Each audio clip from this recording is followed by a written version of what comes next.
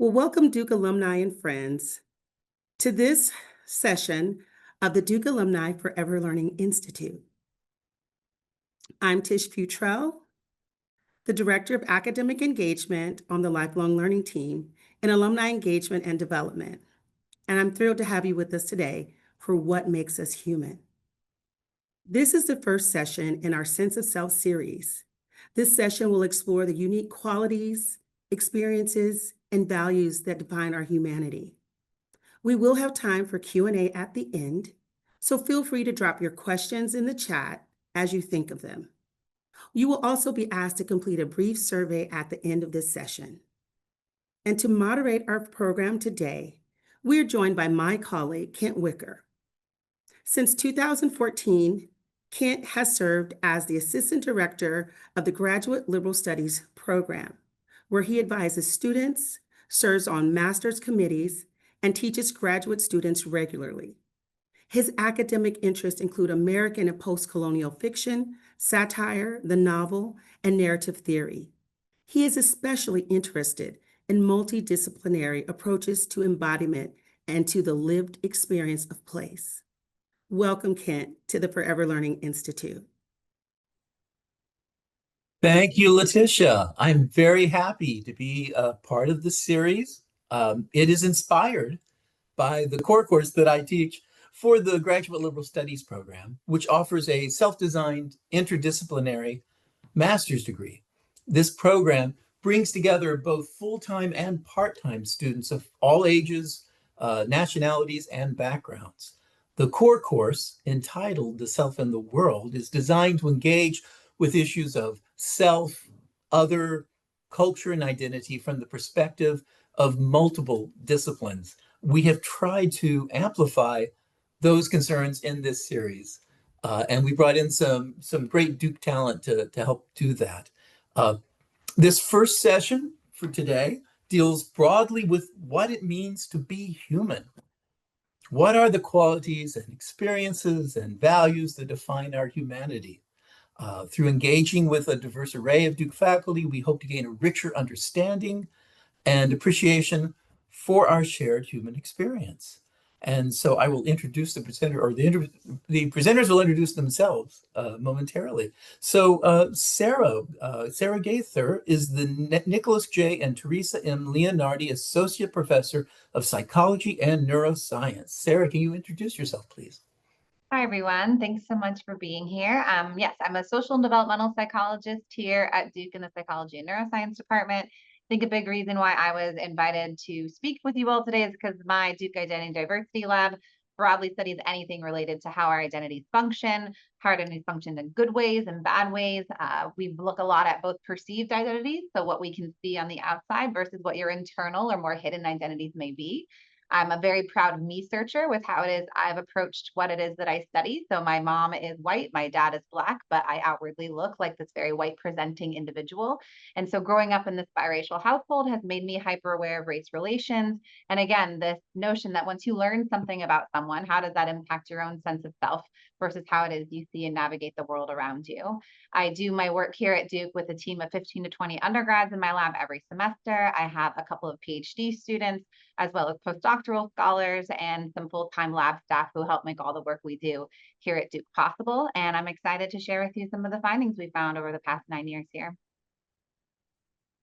That's great. Thank you, Sarah. Next, Robin Kirk is Professor of the Practice of Cultural Anthropology and Director of the Duke Human Rights Center at the Franklin Humanities Institute. Robin. Thank you so much, Kent. And it's wonderful to be on with people like Sarah. So I'm really looking forward to the conversation myself. I come from a human rights advocacy background to Duke, and with other faculty and students here, as well as staff, helped found the Duke Human Rights Center, which is a way of focusing education, especially for undergraduates, through a lens of human rights. So we've graduated dozens of Duke students with a certificate in human rights. My own work is mainly on what we do about the past, how we use the past of atrocity or violence or what have you to promote social justice in the future. So one of the things that we've done here in Durham is we've created a a new social justice center called the Pauli Murray Center for History and Social Justice, which uses the legacy of Pauli Murray, who was an early civil rights leader and human rights leader, how to use her past to promote social justice in the future. So my research has been here in Durham, as well as in places like Argentina and Hungary, where in various ways the past has really folded into how we think about the present, how we think about making human rights more meaningful in the future. Thank you, Robin. Next, we turn to Kevin Rowe. He is the George Washington Ivey Distinguished Professor of the New Testament at Duke Divinity School. Good to see all of you. I'm glad that you're here, and I'm honored to be a participant in today's discussion. So I've been at Duke for 20 years as an adult. I was actually born in Duke Hospital as a child. So my life has come back around, and I'm delighted to have been here for so long. I teach early Christianity, the emergence of the Christian religion in the Greco-Roman world, and look both from the inside, what it took Christians to think and what they wanted to be to actually get started as a distinct social group, and then from the outside, sitting in the Roman world and looking at the Christians and wondering what they were if you were to think as a Greco-Roman philosopher or simply an everyday person. And I suppose my interest in today's panel has to do with the fact that I think there are perennial questions that human beings ask about the good life or about the meaning of being human, and that all of the wisdom does not lie simply in the present, but that when we return to the past, we often discover things that we've forgotten that we would do well to remember. Thank you, Kevin. So I will be asking some questions of each of our panelists, and at the end we'll have some time, hopefully, where they can we can ask more general questions altogether. First, I'd like to turn to Sarah and ask, the work you're doing looks very interesting. And one of the things I know that you study is how does how having multiple racial or social identities affects our thinking processes, social behavior, and identity. Can you tell us a little bit about how that works? Yeah, so we have had a couple grants over the years, and I have a current National Science Foundation grant right now that's funding a lot of the current work. What my lab has been interested in historically is these two kind of lived experiences we have that can lead to more flexible thinking outcomes. One of those pathways is through being multiracial or multicultural. People from those backgrounds tend to have a lot of lived experience of what we call code switching, or you kind of fluctuate or change your identities or mindsets, right, when you're in one type of context versus another. You, of course, don't have to be multiracial or multicultural to do that. We all do that, whether we're on a awkward Zoom panel like this. I'm going to talk differently than if I'm talking to my grandma on the phone right after this, right? So we all code switch into different identities and mindsets all the time. But I think for some of us, we have this opportunity to code switch more often than others. And that extra lived experience, we've shown in a lot of our experimental work in psychology, leads to more flexible thinking outcomes, such as being more creative in brainstorming activities, flexible thinking and problem solving with different kinds of word tasks. And we've shown this not only with adults, but also with kids as young as 6 years of age. So getting kids to think about their multiple identities, regardless of their race. So reminding a child that they're a drawer, a friend, a reader, a sister, getting kids to think outside of the box, since our society is so obsessed with putting us into singular boxes at a time. When you get people to recognize the fact that they all have multiple identities, it disrupts this default fixed way of thinking that we have in the US in particular. And so what we show, even with kids as young as age 6, is that reminding them that they have lots of different identities at the same time, when we give them other flexible thinking tasks, they actually perform much better on it than if you get kids to only think about one aspect of themselves. The other pathway we're exploring through our current grant, outside of this kind of code switching experience, is through diversity contact. There's a lot of work to show that students who study abroad, I know almost half of Duke undergrads have studied abroad during their time here on campus. If you go and really immerse yourself in whatever this new cultural context is, when you come back from that experience, you come back temporarily more flexible. Again, because you've been forced into this new context where you're thinking from a different perspective. And so again, that lived experience through diversity contact is the second pathway that we're showing in a lot of our new work, to lead to more flexible thinking outcomes. And what's the most exciting for me right now as it relates to Duke is we've been following same race and cross race roommate pairings in the dorms here on campus. And what we find is that if you're a student who lives with someone from another racial or cultural background for your first year of college, that's also boosting your desire to want to study abroad, take additional language classes, and to immerse yourself in new experiences. So we're really excited about some of the work we're doing here on campus. Well, that's really interesting. And how are you doing that work? Are you doing surveys or interviews with students? How do you find that out? For the roommate stuff, yeah, there's surveys. So we're working with the Duke Housing Office, which has been wonderful. They're able to embed additional questions into their housing surveys they will send out to students.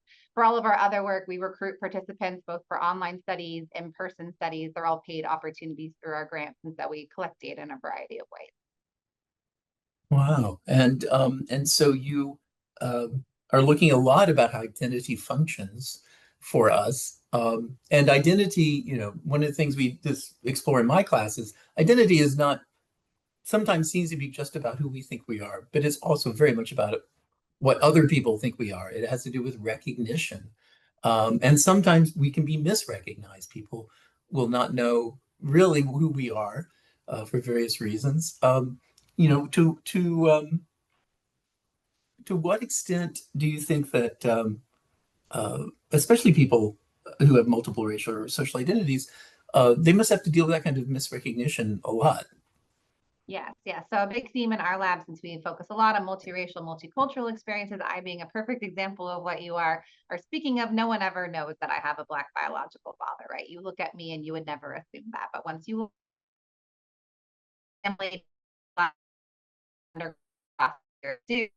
to get students to sort of second guess their assumptions they may make about someone. And what we know for a lot of multiracial or even lighter skinned or just racially ambiguous people in general, even if they're not mixed themselves, is that process of having an identity and prove and take a and multiple people their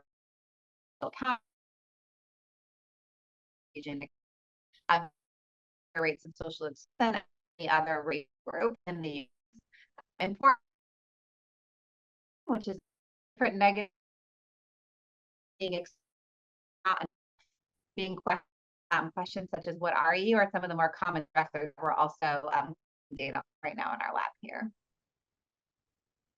Wow, that is very interesting. Well, if we expand on this a little bit, and since you're studying, we're trying to talk about what it means to be human here, right?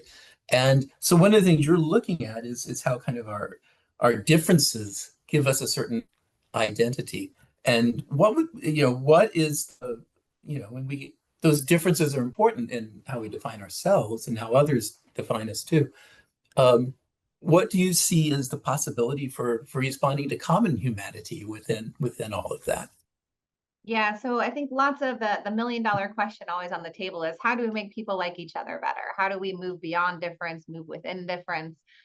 People often ask me, oh, if we just got rid of identities, would your job be easier? Would life be easier? And I don't think we can ever get rid of identities, right? Even evolutionarily, going back to hunter and gatherer days, those were still identities and groupings, right? That guided what the behaviors it is we were supposed to do at that time. So when it comes from, finding similarity and likeness through things like randomized roommate policies, which Duke enacted a couple of years back, this is creating opportunities for us to meet someone who is different than how we normally think. Before Duke adopted this randomized roommate policy, for example, students were choosing to live with someone exactly like themselves from their hometown, similar socioeconomic status backgrounds. But since this randomized roommate policy, we are creating more opportunities for students to meet students that they wouldn't have met otherwise, which actually is increasing our overall sense of belonging on campus, which is pretty incredible to see, actually. They're knowing more students, their friend networks are expanding, their sense of self is actually getting bigger and not only relying on people who think like them or look like them. And so finding these common identities and these common experiences is one of the most positive pathways that psychology has focused on in trying to build bridges across difference, but also still maintain this common humanity, right? And that all of us are social beings by nature. All of us do need a couple very strong social bonds or social connections with others. And finding that commonality or similarity is absolutely key in that process. Wow, thank you for sharing that with us, Sarah. Well, let's move on to Robin now, and I want to talk to Robin about the work she does. And I know that she is deeply involved in human rights work. And I just want to start off with kind of a big question. Uh, we ascribe inalienable rights to humans merely for being human. We think we have we think this is the best way of thinking about being human is having human rights. What is it about being a human that necessitates a notion of rights? Well, thanks for that question. I think I'll start by backing up a little bit from the question and say that the definition of who is human changes over time. So it hasn't always been the same. So if you go back, even within post Renaissance or what have you, the people that were considered human and deserving of rights were very different from the people who are considered human and deserving of rights now. So when I teach about human rights, I always go back to two events or two global events that kind of shaped the modern idea of rights. And those would have been the conquests by Europeans, principally Spanish and Portuguese, and then the transatlantic trade, which are very deeply linked as well. And at that time, indigenous people and African communities were not considered as human or deserving of human rights. They were considered people to be conquered, people whose resources could be appropriated by Europeans in the case of Latin America, or people who were commodities in the case of the transatlantic slave trade. So they did not have inherent rights because they weren't considered as equally human as Europeans. But even as that was going on, the conquest and the transatlantic slave trade, in Europe, that's when the Enlightenment is happening. That's when these really percolating. It's not the first time that there were ideas about rights related to your human existence, but it was when these ideas really sort of coagulated into documents like the French Declaration on the Rights of Man or the English Rights Declaration, or eventually in the founding documents of the United States, when they gave rights to human beings. But even in the United States, in the early founding documents, the only people who were considered fully rights-bearing humans were white male property owners. So the idea of who gets rights has changed over time in profound ways. Oh yes, of course. And that notion of rights develops in this Western liberal ethos. Uh, how has the concept of human rights changed? Changed in the more recently in the scholarship on human rights. What has it expanded beyond sort of that origin in Western liberalism? Oh, for sure. I mean, I think thinking about what Sarah was saying about Duke students, it's interesting. Whenever teaching my intro to human rights class, one of my first questions to the students is, what is the worst thing, barring violence? We're not talking about, but what is the worst thing a student can do in class? And I get a certain answer now. And what I tell students that the answer I used to get when I started teaching this class 15 years ago was very different. So I'm teaching this class again in the spring. So don't tell any of my incoming students. But now what they say are the worst thing a student can do in class is be racist or be misogynistic or insult the professor, long list of things that have to do with what currently is the community of acceptable behavior within a classroom. 15 years ago, the unanimous answer, bar none, was wear a line a t-shirt in class. There was kind of a tribal connotation to what the worst thing you could do was, and now it's more behavior-based. So ideas of what rights are, what behavior should be, have changed dramatically. So another story that I'll tell is that when the Universal Declaration of Human Rights was negotiated in right after World War II, 1947, 1948, The person who was chairing the committee that negotiated the terms of the Universal Declaration was Eleanor Roosevelt, former First Lady, and someone who had been very passionately in favor of civil rights and human rights for most of her life. Even though she was negotiating, she was literally at the table for negotiating what human rights should be, there was never a single of what the rights of disabled people would be. Even though Eleanor Roosevelt had been married to a profoundly disabled person, her husband, FDR, who had polio and was in a wheelchair, the idea of disabled people having unique rights really wasn't something that came to the fore until the 1990s, really, with partly the work of Judy Heumann, who's an amazing American human rights activist, an amazing activist for human rights for disabled people, one of the architects of the Americans with Disabilities Act. So, you know, right now, I would say one of the things that I talk about with students is the rights of immigrants at this moment is really under question. There's also can also be a degradation of rights and who we believe has human rights, and that's not just in the United States; it's also in Europe. You know, interesting discussions now about why do we need even the word human? Why can't we talk about animal rights? Why shouldn't the environment have rights? The discussion of who gets these rights is kind of always a moving target. That is really fascinating. Let me ask you, well, and I'm gonna plug something from something that you wrote, there's a quote from Eleanor Roosevelt, since you mentioned her. You say that one of your goals for teaching is to ensure that students see human rights in what Eleanor Roosevelt once described as, and here the quote begins, small places close to home, so close and so small that they cannot be seen on any maps of the world. Such are the places where every man, woman, and child seeks equal justice, equal opportunity, equal dignity without discrimination. Unless these rights have meaning there, they have little meaning anywhere. Can you tell us more about what you hope your students will see in those small places, why you feel that's an important concept for thinking about human rights? Yeah, Roosevelt actually wrote that on the 10th anniversary of the Universal Declaration. So that was 1958. And obviously, you think about what was going on in the world in 1958. You know, countries are becoming independent. It's the height of the Cold War.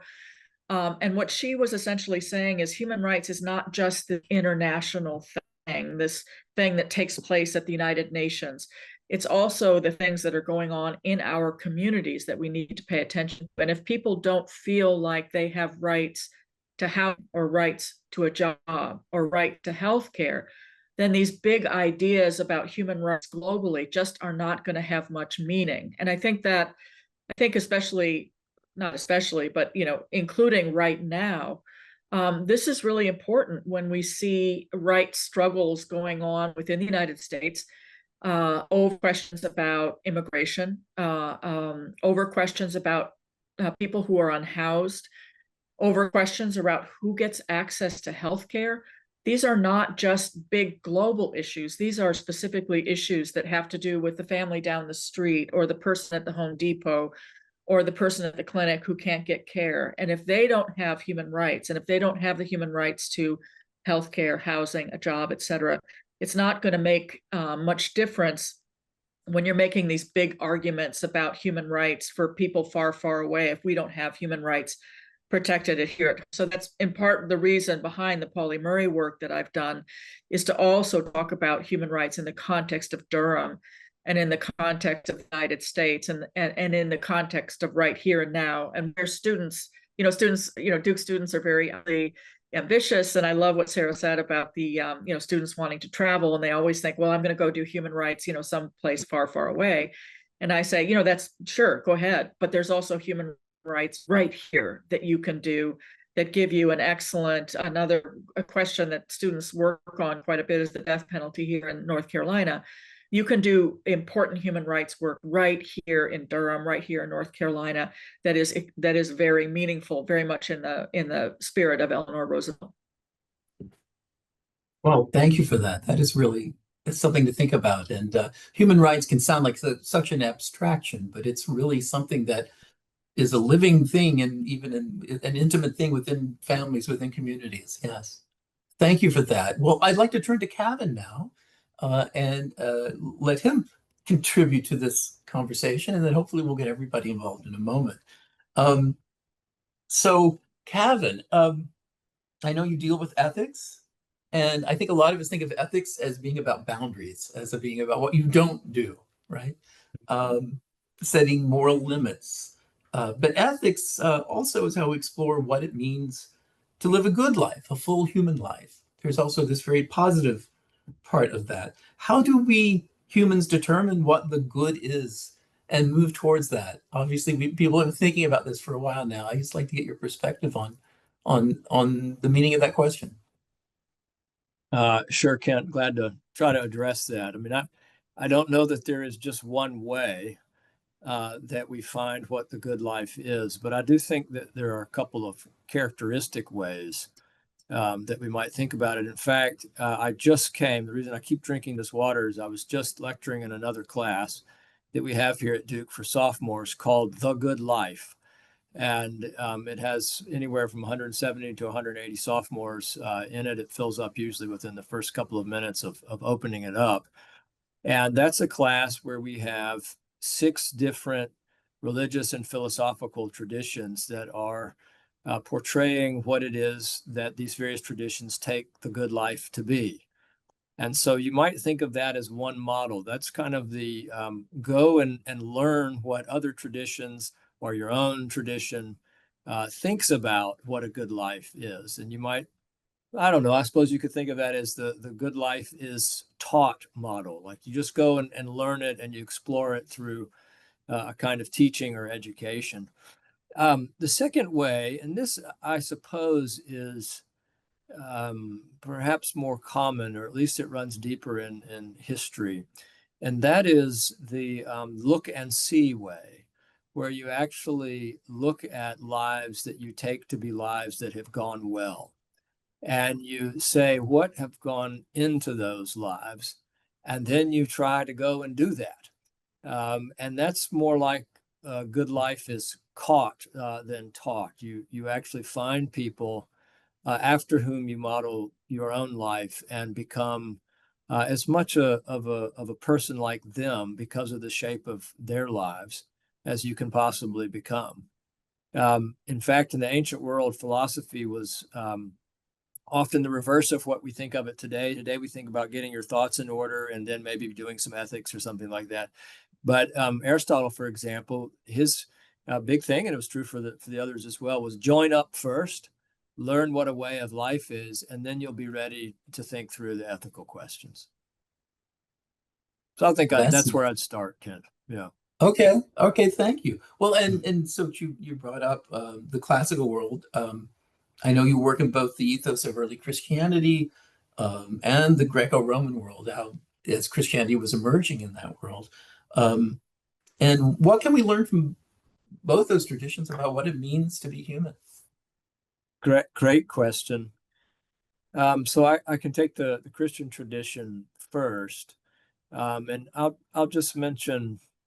Well, I'll just start with 2 things very briefly. The first one is that the human creature as such is made in God's image. The imago Dei is what one will often hear or read about of the Latin, just means the image of God.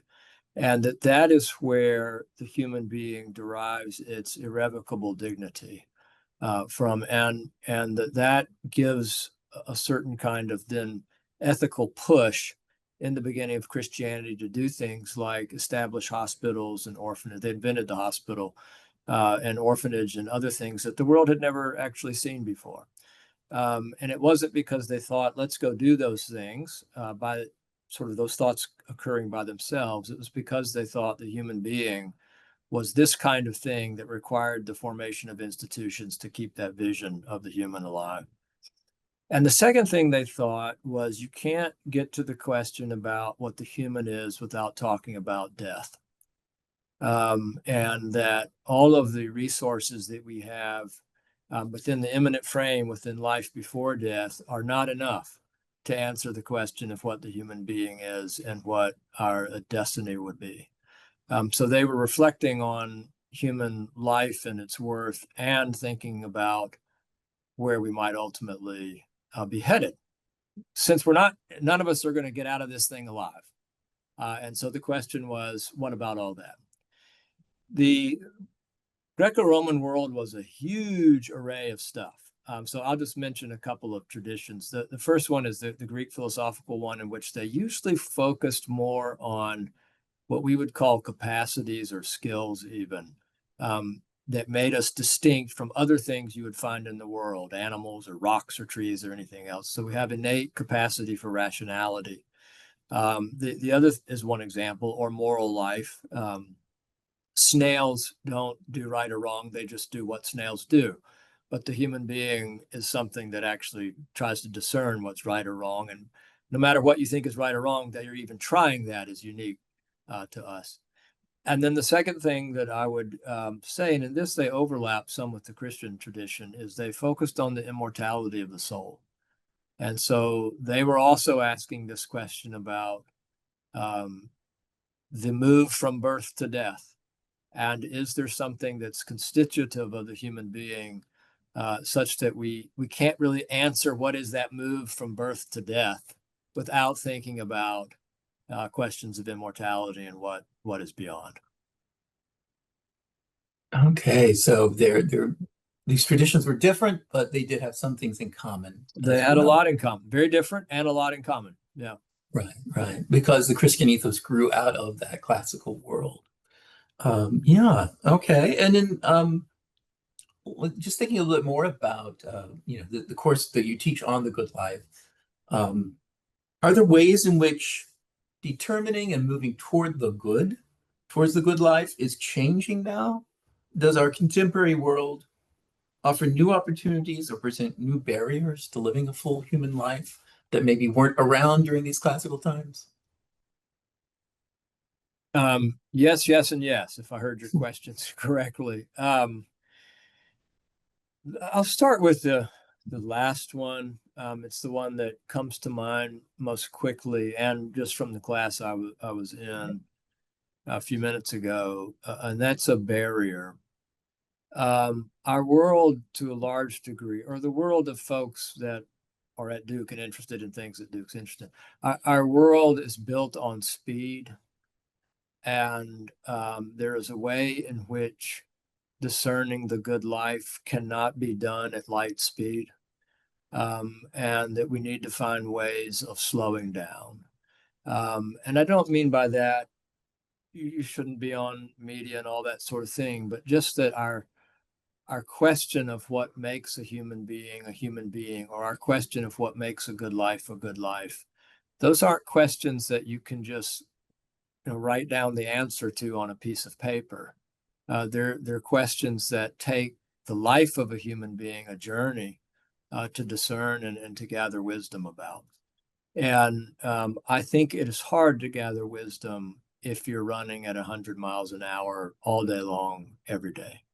And so there's a way in which a barrier can be how quickly we move. And you can develop habits for slowing down and still being productive and all that kind of thing, but the slowing down part is essential. So some of the advantages, I would say, have to do with connectivity. Some of what Sarah was talking about at the beginning, the way in which we can actually be much more connected to people that are very little like us and that offer us a sort of expansion of horizons, so that when we're thinking about the kind of lives that we want to live or emulate, we have a wider range of things and are connected to more people. The trick with that is also what was named earlier, that sometimes now that connectivity can become a barrier if you're only connected to people that are just like you, so you're in an echo chamber all the time. But the fact that we can connect to a lot of people that are very different and that the world opens up in that way, I think is a real gift. Oh, thank you. Thank you for that thought. Well, it's been really great hearing from each of you, and we've been learning such interesting things about what it means to be human, what the good life might look like, why human rights are important, and who gets to be considered human, how we determine our relationships and our identities through the groups we might be a part of. So now we're going to try this wonderful sort of experiment where we can we put all this into conversation, right? Can we, what can we learn from putting these three perspectives, each from its own discipline, in conversation with each other about the nature of our humanity? What has sparked your interest in these conversations so far?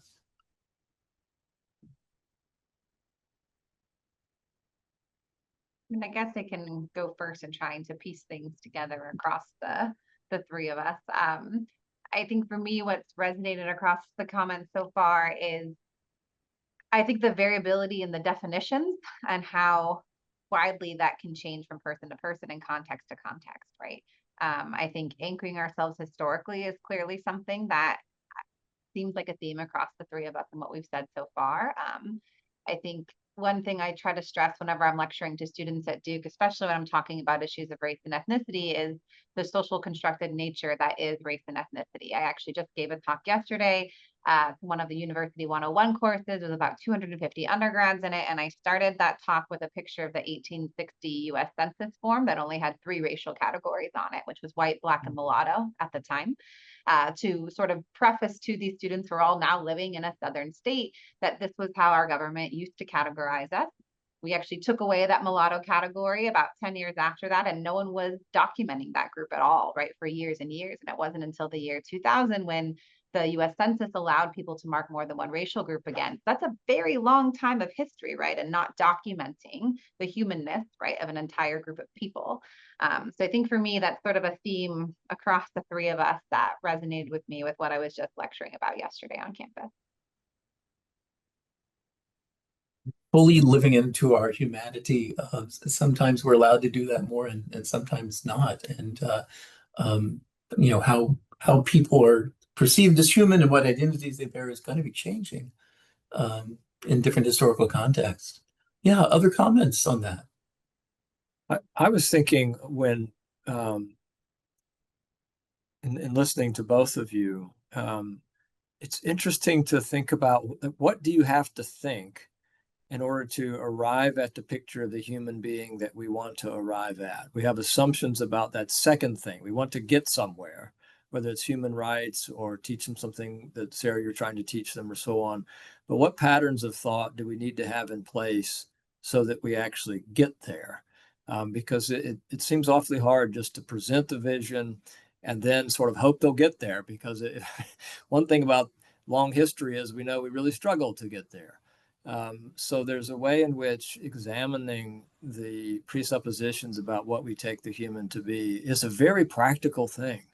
It's actually asking what do we need to teach students and learn ourselves so that we can arrive at the vision of humanity that we're trying to get to. If I could add just one thing to that, I think that's very very interesting. The kind of the give and take this. I would just from a rights, again from a rights perspective, I would say that one of the most challenging things about teaching human rights, the very first glance, students are like, oh yeah, these are great, I love this, of course. But then you really challenge them and you say these are universal human rights. There is no takebacks. And the worst behavior does not eliminate your right to have human rights. So it from a rights perspective, you always are human and you always have rights no matter what you do. So you can be the worst human in the world and still have human rights. This comes to play, I think, dramatically. We always in the last couple of years we've been lucky enough to have a conversation with someone who is on death row here in North Carolina, and that person actually talks with students during the class about what it means to be on death row and their perspective on the world. And it's a challenging class because this is not a perfect person, and we will talk about this. very directly, like, are you only the worst thing you've ever done? And, you know, how do we think about this person as human, even though they have done a terrible thing? So from a human rights perspective, human is not conditional on your beliefs or your behavior. It is from birth.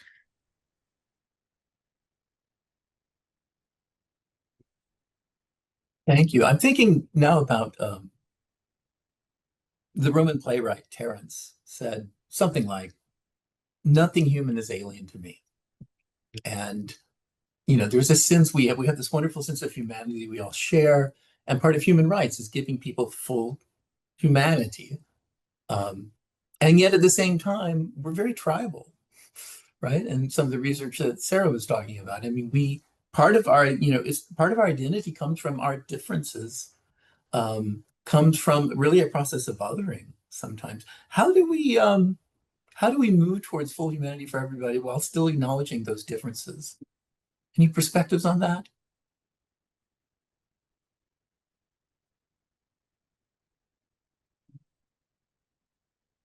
I mean, I don't know if this is a practical answer to your question, Kent, but I was just thinking about two things. Something that Robin said about rights extending across humanity. So being a human qua human is enough to have universal rights. And that's a dramatically important and radical view, really, about the human being. I mean, I'm not surprised the students would struggle with that, and it's so important.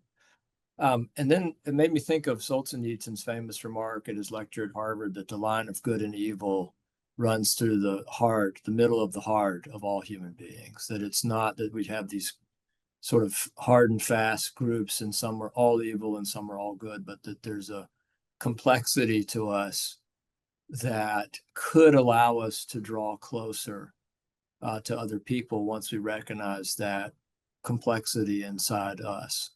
And so I don't know, that's not a very practical answer, but it's saying something like, what you are, I am also.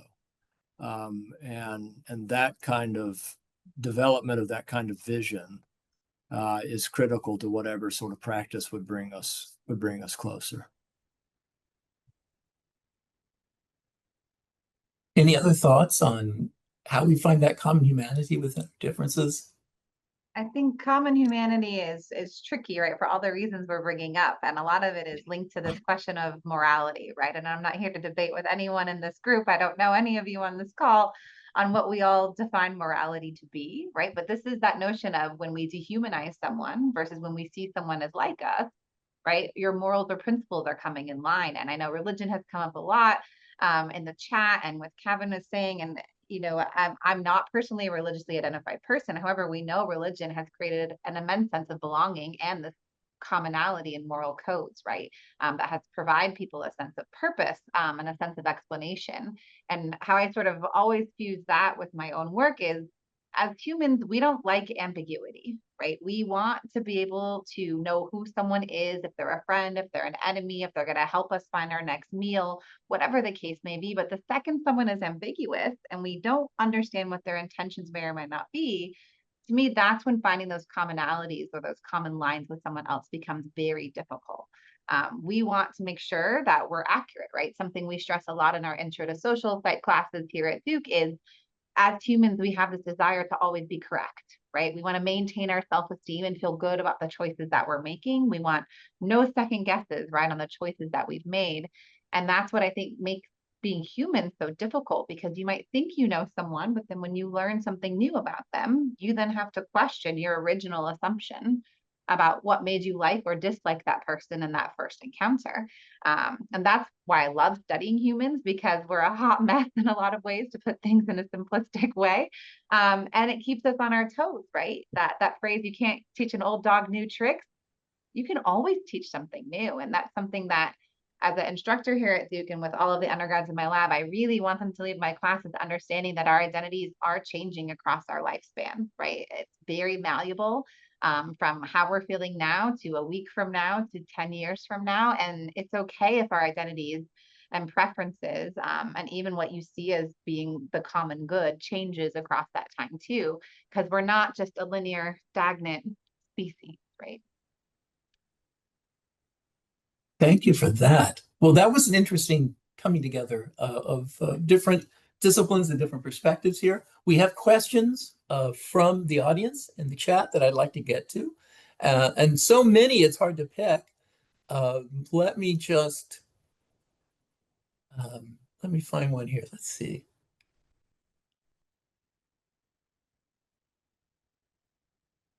Well, it's an interesting question. Is there a unified vision of, this is something that may be a little out of your fields of expertise, but I think it's an interesting question to ask. Is there a unified vision of humanity? How do we account for cyborgs? Do you see a time when human-machine line is blurred beyond recognition? Are we there already? Any thoughts on that? I can take a quick crack at that because, in fact, tomorrow I have a teach class called Imagining Human Rights, which is human rights through the lens of science fiction. We actually are having the provost come to class tomorrow to talk about a recent article he did on AI and its role in education, and to talk also about his favorite movie, which is, of course, 2001: A Space Odyssey, which has to do with the interaction between the astronaut and the AI HAL on the spaceship. And of course, my students have no understanding whatsoever of what 2001: A Space Odyssey is, but they have to watch it for tomorrow. But I think that's a really interesting question, because if we start identifying people through the things that people do, and we've already talked about this a lot in class, have emotions, have empathy, have original thoughts, I think it really does begin to push the boundary of how we define human. And if AI or robots or cyborgs or whatever you want to call them can think and feel and have compassion, but maybe don't have physical flesh bodies, or maybe only partially flesh bodies, then where is the line between the human and the non-human? And I think we're already sort of pushing that in a way with prosthetics or different kinds of medical interventions that create artificial hips, but take it much further. Like, we are already becoming kind of cyborgs in a way. So where is there a bright line that will define between the machine and the human? And I think that's obviously an incredibly rich area for the imaginary and for novelists to think about. And I'll just stop there. Thank you. Thank you for that perspective. Another question from the chat is, how do we overcome projecting our identity onto those around us? It seems to me that we are currently not respecting each other as individuals, but rather are projecting ourselves onto others and placing our worst impulses on them. Any ideas about that? And I guess this is the most psychology related question, so I guess I will try and tackle it. But for me, this question's interesting because I read it more as a question of empathy and self-awareness to a certain extent.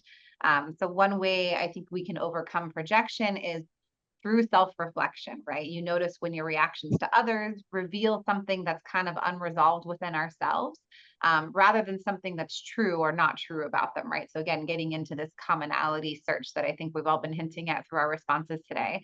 But I think when we are projecting ourselves versus offering an opinion or a perspective, right, this really is one of those opportunities that, as long as it's done in a constructive way, getting back to how do we cross lines of difference, this should be able to cultivate genuine curiosity, right? And without projecting, without giving people new things to think about or to consider, they don't have to agree with it, right? But just hearing it should prompt a different way of thinking in you. So to listen to other people's experiences without filtering them through your own assumptions, I don't think is the best way to learn. You should hear something new from someone else, filter it through your own views, and then see how your views may still stand, or maybe how they're being challenged. And it's okay to be challenged. One of my favorite phrases I often say in class is to find comfort in your discomfort, right? It's okay to feel uncomfortable with yourself. It's okay to challenge the way you're thinking about things. And that's the way humans have evolved over time, right? We used to think the world was flat, right? That got challenged, that assumption changed. And so ultimately respecting each other's, thinking of each other as humans to allow that curiosity to form. That's where I think this word projection maybe sounds more negative than it should be. But without us telling each other our stories and our lived experiences, it erases the wonderful differences that we should be celebrating and acknowledging. I I love mean, that. Go ahead, Gavin.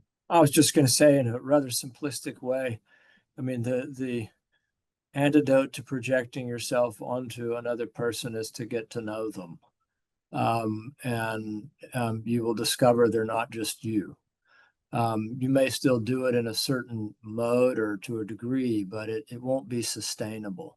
And getting to know someone doesn't mean you like them. You may get to know them and dislike them, but in that way you will not think they're just you.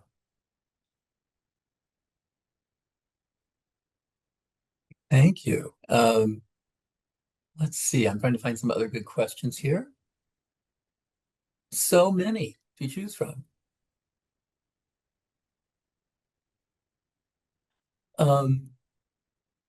We have one question. Can you please share a time when your research yielded a truly surprising result? And I know there's been some answers to this in the chat, but if not everybody's reading the chat, so those of you who did answer, feel free to share that. I'll just mention one of my answers was my research on how justice in the future was at part of the core of creating this Pauli Murray Center, which is now one of the kind of history sites in Durham that is becoming kind of a destination site where we were able to purchase her house, the family home, which is in the west end of Durham, quite near Duke's East Campus, and have created a whole body of work around that, of outreach, based on history, but also focused on social justice in the future. So gender rights, human rights, civil rights. Pauli was kind of thinking about Sarah's work on identity. She was someone who always insisted on being everything and all at once, not just with someone with within the Black community, but someone who was female, not just someone who was female, but someone who had Native American identities, not just that, but also someone who was queer. So all of those identities all at once. And that was one of the poles of her life, was to keep herself together as one thing and not divide herself up into separate things. And that resulted in she wrote the strategy for Brown v. Board of Education for the NAACP. So on that, education, equal education for all. And she was one of the main inspirations for Ruth Bader Ginsburg's work on gender rights. So somebody who was able to bring those identities to bear, but then also always insisted on presenting herself as a whole person. Any other surprises in research? Surprising to whom, Kent? I mean, there's not to the wider world, I don't think, but I mean, I translated some things differently that shed a light on a very contested passage for a long, long time in the history of interpretation of Scripture, where Paul's on trial at the Areopagus court in Athens, and what his particular argument with some Stoic texts were. But I don't know that would count as a grand surprise to all that many people. But it was a lot of fun for me and for the people that are interested in that kind of thing. Right. Yeah, each of us are in our own scholarly worlds. There's certain things that seem very exciting to us, but they don't always translate as well. Yeah. Let's see. Do we have time for another question? Let's see. There's a question here which seems to me to be about sort of our pluralistic American society. How is it possible to pull a society together around this notion of humanity when there's no agreed upon definition? When a larger percentage of American society followed a religion, at least we had those as moral codes. Nowadays, we don't all agree on what's right and wrong. So pluralism gives us opportunities for growth and moving towards what we think of as the good, but it also, leaves us as without a common code. Are there any remedies for that? That's kind of the $1 million question for Yeah. the United States right now. I would just say that there's a good reason why people describe the United States as an experiment, because it is one place, not the only place, but one place where this idea of we are joined in citizenship by a sense, a common intellectual or common thought about freedom, about what it means to be an American, and not by bloodlines or by having been here for forever. That what inspires us as Americans is an idea, and I think that idea is under great strain right now. But I would just point to the difference between local politics and national politics, that I don't think you see the same strain in many places locally. People still share much more than they have that divide them. And I think I would, following Eleanor Roosevelt again, I would take a lot of hope from the ability of Americans to live together in their communities where they are. And then, think separately about things like social media, which at this point in time seem designed to divide us. And we really have to think much more strategically about how to manage things like social media and how to manage a certain kind of political approach that seeks to divide us, and look for strength at the local level when often we are much more unified than we are at the national level. Thank you, Robin. I know they're going to be, we've got about half a minute left, but any final thoughts? I just want to say I'm delighted to see so many people on the call. It's a great honor for us to be here, and we're delighted that you're so interested, and we hope that you'll come back for the next one. Yeah, and I would say, even though it's all on chat and sort of AI interface, it's still, I consider, a genuine encounter, at least as best as we can do, which is one of those ways of trying to make us all feel more human, right? This recognition of each other's spaces and presence today. So thanks everyone for being here. I would say the same. Thank you all. Very good. Thank you, everybody. Thank you, panelists, for a very interesting talk. And thank you, audience, for your questions and being here with us virtually. Well, thank you, Sarah, Robin, Kent, and Kevin, for a great session, and to our audience for being with us today. Today's session was recorded and will be posted to the Duke Alumni Lifelong Learning YouTube channel. Thank you.